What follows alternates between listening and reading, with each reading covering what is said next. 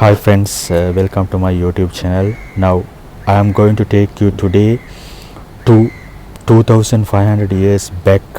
This is Nagala Rajamaha Vihara in Sri Lanka.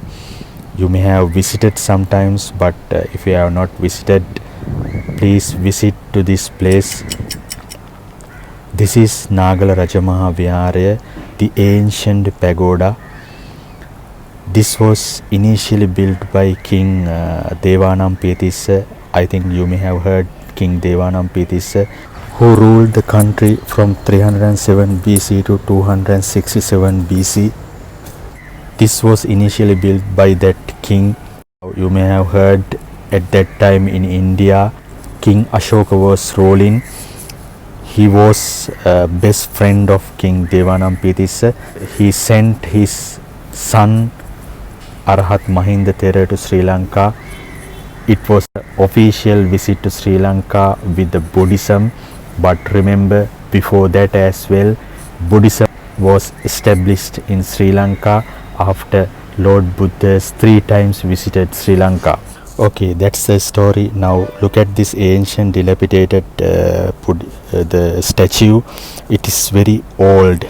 Some parts of the body you may not see now, but ancient Buddhist stone work you can see.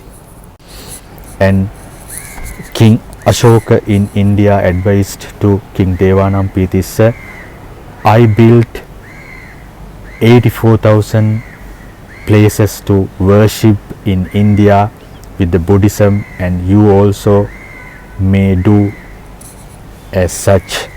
And with King Arahat Mahinda Theras came to Sri Lanka, King Devanampiya built many places in Sri Lanka around the country to worship in order to complete that promise into Indian King Ashoka, his best friend.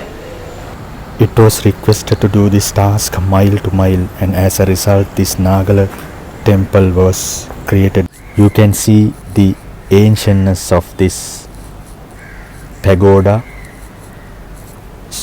After some times this pagoda was renovated by Prince Saliya. Prince Saliya was the son of King Dutugamunu. This is the map you can see, and you can visit easily to this place via Kurunegala. From Colombo you have to first visit to Kurunegala, and after passing Kurunegala come to Saliyagama area. Saliyagama was the small city developed by Prince Saliya, who was the son of King Dutugamunu.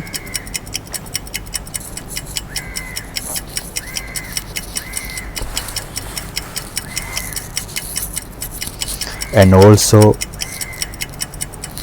in this place you can see Brahmi inscriptions.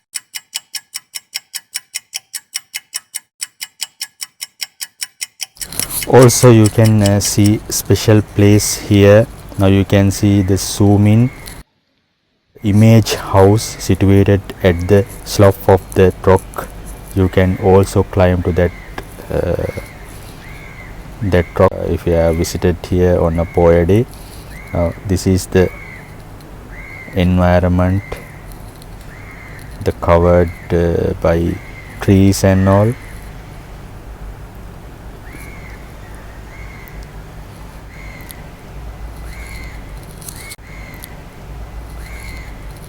This is what I said, Brahmi inscriptions.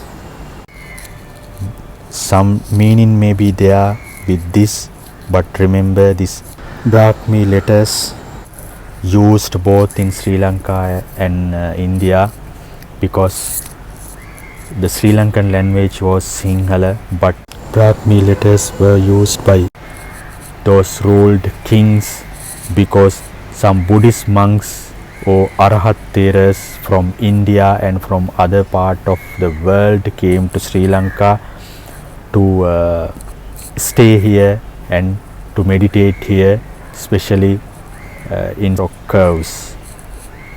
That was the communication path communication language at that time included Brahmi letters. These are the dilapidated and very ancient stone works at Nagala Raja Mahavyaraya.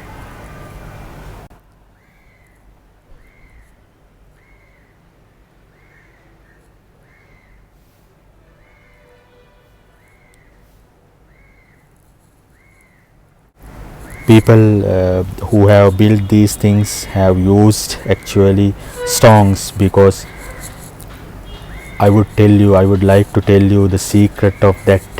When Lord Buddha was living in India, Lord Buddha determined that my Buddhism will remain the same for 5000 years in Sri Lanka. Because of that determination, Sinhala kings used stones for their Buddhist activities. That is the secret of using stones. That is for the durability. For 5000 years they have made whatever they have made. They have used stones for that, in order to keep 5000 years according to Lord Buddha's determination. Yeah, that's end of our video. If you have not subscribed yet, please subscribe and share and visit Sri Lanka. And if you need any help of us, please comment. And if you feel something should be more from us, please let us know and comment and share. And thanks for watching. Bye for now.